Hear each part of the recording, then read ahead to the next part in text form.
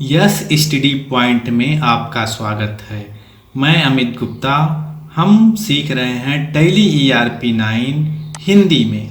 आज हम सीखेंगे सभी बाउचर में एंट्री करना, उसको देखना, एंट्री में परिवर्तन करना और एंट्री डिलीट करना। इसके लिए हम टैली ओपन करेंगे। जब टैली ओपन करेंगे तो उसका स्क्रीन इस तरह दिखाई देगा।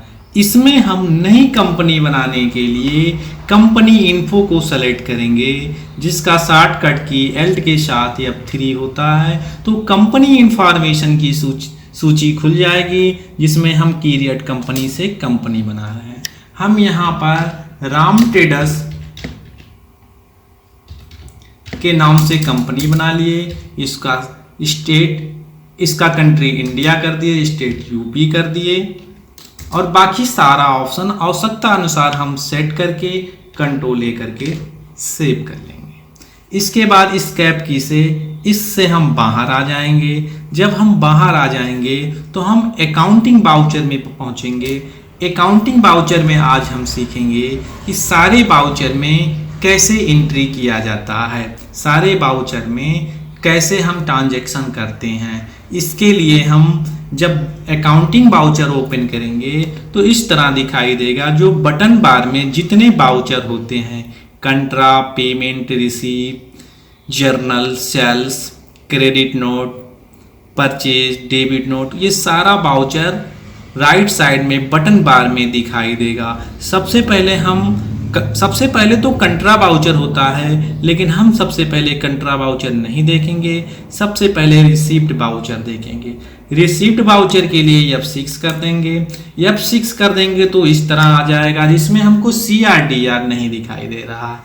अगर हमको CRDR समझ में नहीं आ रहा कि किसको हम डेबिट करें, किसको हम क्रेडिट करें, तो हम इसके पहले वाले वीडियो में पढ़ा चुके हैं कि single entry mode payment receive contra, यानी पेमेंट रिसीव कंट्रा बाउचर में बिना CRDR करे हम उसमें काम कर सकते हैं। उसके लिए हमने बताया था कि F12 कॉन्फ़िगरेशन पे क्लिक करेंगे और जब उसका डायलॉग बॉक्स यहाँ आ जाएगा, use single entry mode for payment receive कंट्रा option के सामने यस कर देंगे। और अगर ये नो रहेगा तो पेमेंट रिसीव कंट्रा वाउचर में CRDR यानी क्रेडिट डेबिट दिखाई देगा। तो यहाँ हम यस ही करने यस करके ही देखते हैं, कंट्रोल A करके सेव कर देंगे। रिसीप्ट वाउचर में हमारा ये क्वेश्चन है कि हम व्यवसाय चालू किए, राम ट्रेडर्स कंपनी बना लिए, अब व्यवसाय चालू कर रहे हैं। तो व्यवसाय चालू करने के लिए हमको कुछ पैसे की जरूरत होती है ना, जिसके लिए हम पूंजी लगाते हैं। व्यवसाय चालू करने के लिए जो पूंजी लगाते हैं उसको हम यहाँ व्यवसाय में रिसीप्ट करेंगे। रिसीप्ट के लिए रिसीप्ट में अकाउंट फील्ड में, यहाँ पर अकाउंट फील्ड में हमेशा ऊपर कैश या चेक रहता है। या तो हम बिजनेस में कैश पूंजी लगाएंगे या चेक के माध्यम, जो बिजनेस में या तो हम कैश के माध्यम से बिजनेस ओपन करेंगे या चेक के माध्यम से बिजनेस ओपन करेंगे। तो यहाँ पर ऊपर हमेशा कैश या बैंक रहेगा। नीचे जिससे हम पैसे रिसीव कर रहे हैं, चूंकि हम स्वयं कैपिटल लगा रहे हैं तो यहाँ कैपिटल करेंगे। चूंकि हमने लेजर कैपिटल का बनाया ही नहीं, तो यहाँ पे तत्काल लेजर बनाने के लिए LC कर लेंगे और यहाँ पे CAPITAL कैपिटल को कैपिटल अकाउंट में कर लिए। बाकी सारा ऑप्शन हम आवश्यकता अनुसार सेव कर भर करके इसको कंट्रोल A से एक्सेप्ट कर लेंगे। चूंकि वीडियो लंबा ना हो इसीलिए हम उसको भरना जरूरी नहीं समझ रहे हैं। यहाँ पर उसका डेट भी डाल देंगे, जिस डेट में हो रहा है। डेट के लिए F2 दबाएंगे और जिस डेट में हो रहा है, जैसे 1/4/2020 में हो रहा है तो 1/4/2020 डाल देंगे, वो डेट आ जाएगा।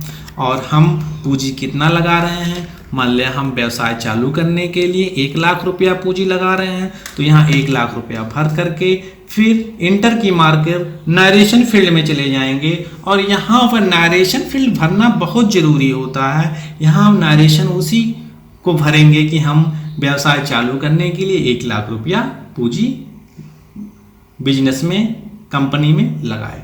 इसके बाद एक्सेप्ट करके इसको हम सेव कर लेंगे। फिर हम चलते हैं कंट्रा वाउचर में। कंट्रा वाउचर के लिए F4 होता है, या बटन बार पे जाके कंट्रा पे क्लिक कर देंगे तो वो खुल जाएगा। अब कंट्रा वाउचर में क्या होता है कि हम 1 लाख रुपया पूंजी तो लगा दिए, उस 1 लाख रुपए में से कुछ पैसा बैंक में रखना चाहते हैं इमरजेंसी के लिए, तो हम 10,000 रुपया मान लें SBI बैंक में जमा कर रहे हैं, अपने बैंक अकाउंट में जमा कर रहे हैं। तो कंट्रा वाउचर में हमेशा अगर पैसा जमा कर रहे हैं तो बैंक का नाम अकाउंट फील्ड में रहेगा और पर्टिकुलर में कैश रहेगा, लेकिन बैंक से अगर पैसा हम निकाल रहे हैं तो ऊपर कैश रहेगा और नीचे उस बैंक का नाम रहेगा। चूंकि हम पैसा बैंक में जमा कर रहे हैं तो ऊपर हम SBI करेंगे, SBI का लेजर बना नहीं है, LC करके तत्काल यहाँ SBI कर लेंगे और इसको बैंक अकाउंट में हम सेव कर लेंगे और इसका पूरा ऑप्शन हम भरेंगे, जैसे bank holder name, bank account, IFS code, bank name, branch उसका क्या है, चेक इशू किया हुआ, ये सारा डिटेल्स भर करके इसको कंट्रोल A से एक्सेप्ट कर लेंगे तो वो हो जाएगा, वो लेजर बन जाएगा। और नीचे हम कैश करेंगे। अगर हम 10,000 रुपया बैंक में इमरजेंसी के लिए बैंक अकाउंट में जमा कर रहे हैं तो 10,000 रुपया यहाँ हम जमा कर लेंगे। देखो नीचे कैश का बैलेंस यहाँ दिखाता भी है कि 90,000 रुपया आपके पास बचा, 1 लाख रुपया पूंजी लगाए, 10,000 रुपया बैंक में जमा कर दिए, तो यहाँ करंट बैलेंस दिखा रहा है कैश का कि 90,000 रुपया अभी आपके कैश इन हैंड यानी हाथ में है।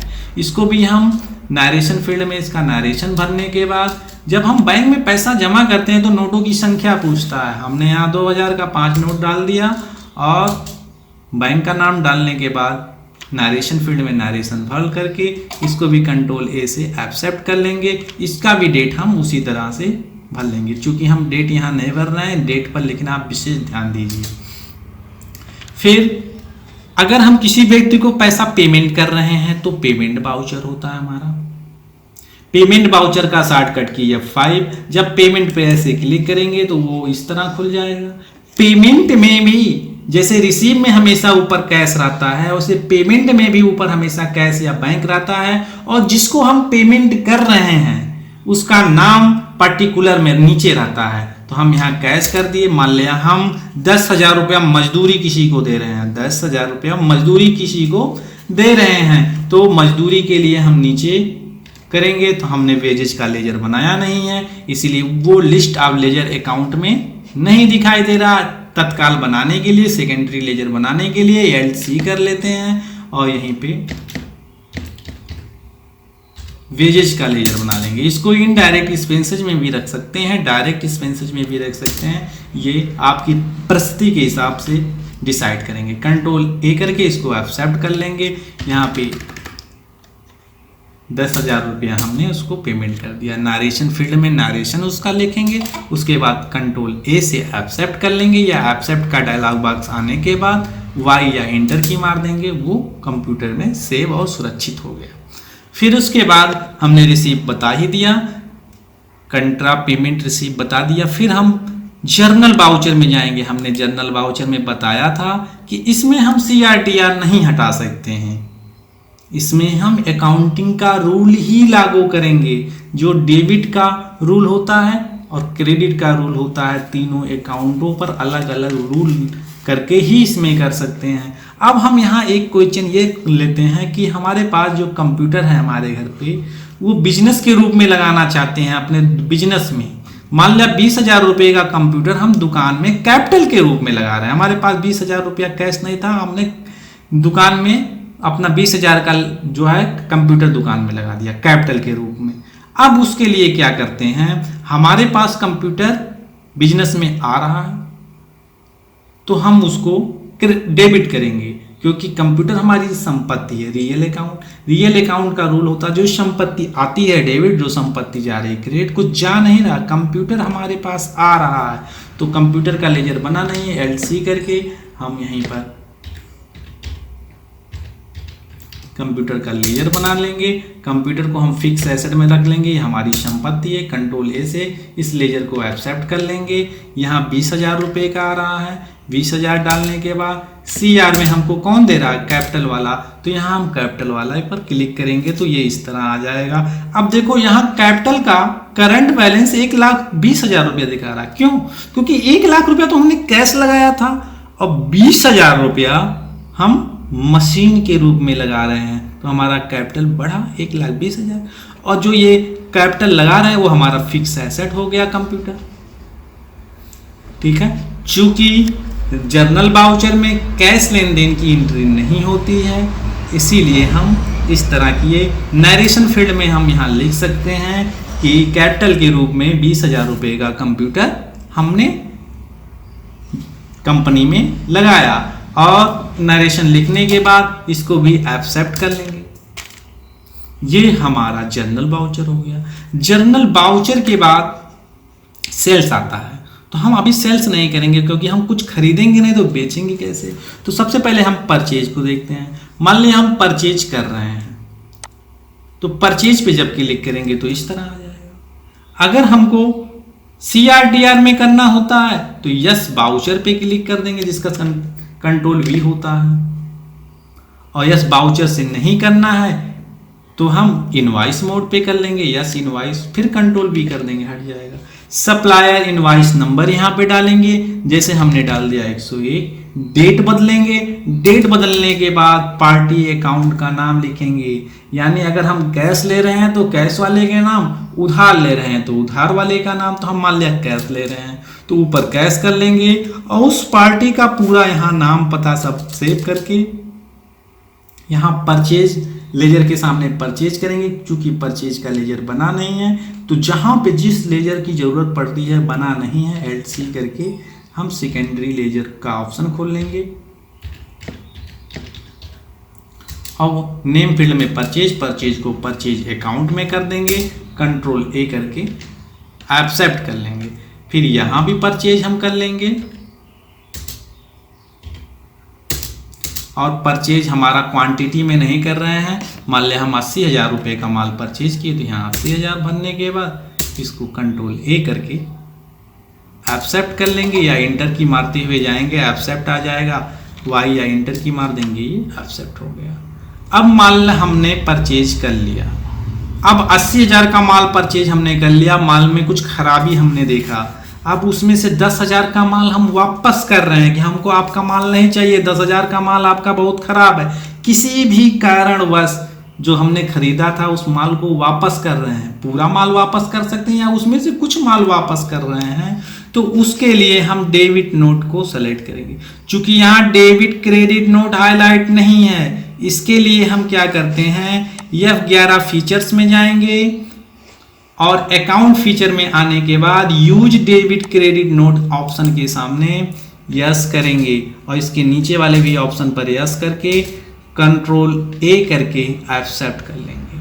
अब यहाँ डेबिट क्रेडिट नोट हाईलाइट हो गया। डेबिट नोट में जाएंगे, चूंकि हम कैश माल लिए थे, पार्टी अकाउंट में कैश ही लौट आएगा हमको। यहाँ पर परचेज लेजर में जब हम पहुंचेंगे तो यहाँ परचेज रिटर्न बनाएंगे, तो उसके लिए हमने पहले से बनाया नहीं था। LC करके सेकेंडरी लेजर खोलेंगे, PUR परचेज रिटर्न बनाएंगे, इसको भी परचेज अकाउंट में करके कंट्रोल A करके सेव कर लेंगे।